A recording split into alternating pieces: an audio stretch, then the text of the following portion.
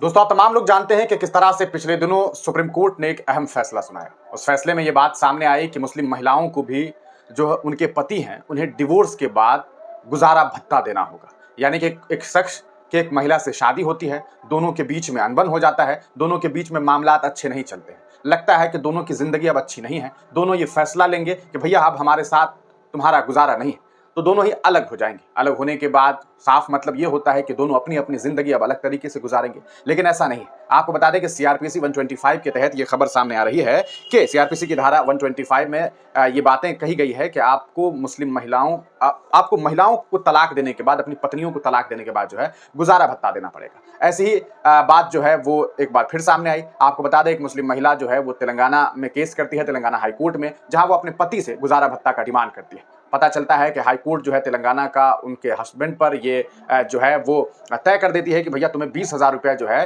तलाक के बाद इस महिला को, यानी कि अपनी पूर्व पत्नी को हर महीने देना होगा। अब सोचिए, एक आदमी कमाता है, खाता है, और उसको 20,000 रुपया अपनी पूर्व पत्नी को भी देना होगा, और अगर नई पत्नी आ गई तो ये और टेंशन वाली बात है। तो ऐसे में एक तरफ आप समझिए कि इस तरह की बात सामने आई, फिर वो इंसान को लगा कि अदालत ने जो फैसला दिया है वो तो शरीयत के हिसाब से नहीं है, क्योंकि अगर इस्लामिक शरीयत के हिसाब से बात की जाए तो उसमें तलाक के बाद इद्दत की पीरियड तक देने की बातें सामने आई कि इद्दत तक आपको जो है उसको गुजारा भत्ता देना पड़ेगा। लेकिन जिंदगी भर ताउम्र किसी इंसान को ये जिम्मेदारी दे दी जाए कि तुम्हें अपनी पूर्व पत्नी को भी जो है वो गुजारा भत्ता देना पड़ेगा, तो ये एक अजीब सा फैसला हुआ। लेकिन इस फैसले के बाद वो इंसान रुका नहीं, वो पहुंचा सुप्रीम कोर्ट। लेकिन सुप्रीम कोर्ट ने भी इस फैसले को बरकरार रखते हुए 10,000 रुपए पर मंथ कर दिया कि 10,000 रुपए पर महीने आपको देना होगा। इस पूरे फैसले के बाद आपको बता दें कि मुस्लिम समुदाय के लोग जो हैं काफी परेशान हैं। उन्हें लग रहा है कि ये तो शरीयत के खिलाफ है, और शरीयतन ये बिल्कुल खिलाफ है। शरिया के हिसाब से ये बातें सही नहीं है। ऐसे में आपको बता दें कि all India Muslim personal law board ने एक बड़ा फैसला लेते हुए आज प्रेस कॉन्फ्रेंस किया। उस प्रेस कॉन्फ्रेंस में उन्होंने कई सारी जानकारी दी है। आपको हम ये भी बता दें कि पूर्व में आपने देखा था कि किस तरह से उत्तराखंड में यूसीसी जो है वो लागू किया गया। राष्ट्रपति महोदय जो है उन्होंने सिग्नेचर करके यूसीसी को लागू भी करवा दिया है।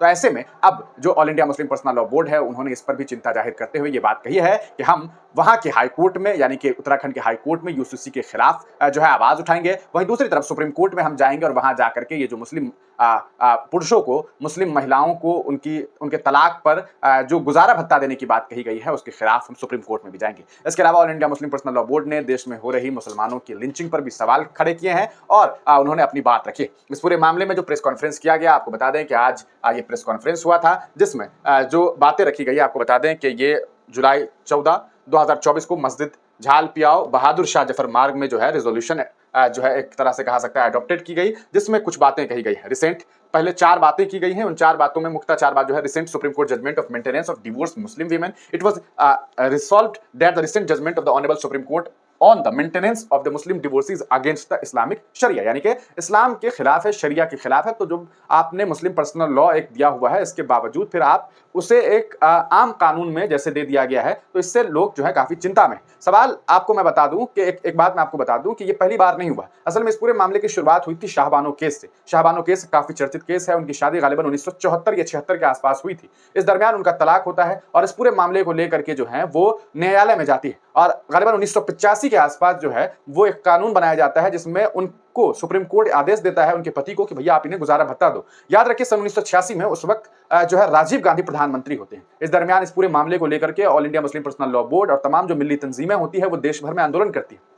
उसके बाद सन 1986 में एक एक्ट जो है गवर्नमेंट पास करती है बाज़ाब्ता लोकसभा में, और एक कानून बनाई जाती है। उसके तहत ये बात कही जाती है कि हाँ, मुसलमानों को जो है वो मेंटेनेंस देने की जरूरत नहीं है। हालांकि उसमें ये बात कही गई कि अगर कोई महिला चाहती है कि वो मेंटेनेंस ले तो उसे इस बात को मानना होगा कि वो शरीयत को नहीं मानती है, यानी कि उसका शरिया कानून पर कोई बिलीफ नहीं है, तब वो देश के एक संवैधानिक कानून के तहत, यानी कि नॉर्मल कानून के तहत सीआरपीसी 125 का जो है वो इस्तेमाल कर सकती है। लेकिन अब फिर देश में उसी तरह की बात हुई और बाद में 2001 में दोबारा से उसे जो है लागू कर दिया गया था। अब रिसेंट सुप्रीम कोर्ट जजमेंट है, इसमें देखिए the board emphasized that the holy prophet had mentioned that the amongst all permissible deeds the most abhorred is divorce in the sight of Allah. Hence it is desirable to continue the marriage by applying all permissible measures to safeguard it and follow several guidelines mentioned in the Holy Quran about it. However, if the married life becomes difficult to maintain, then divorce was prescribed as solution to mankind. The board observed that this judgment will create further problems to those women who have successfully come out of their painful relationship. ये जो तलाक का जो system है, इस्लाम में जो तलाक का सिस्टम है,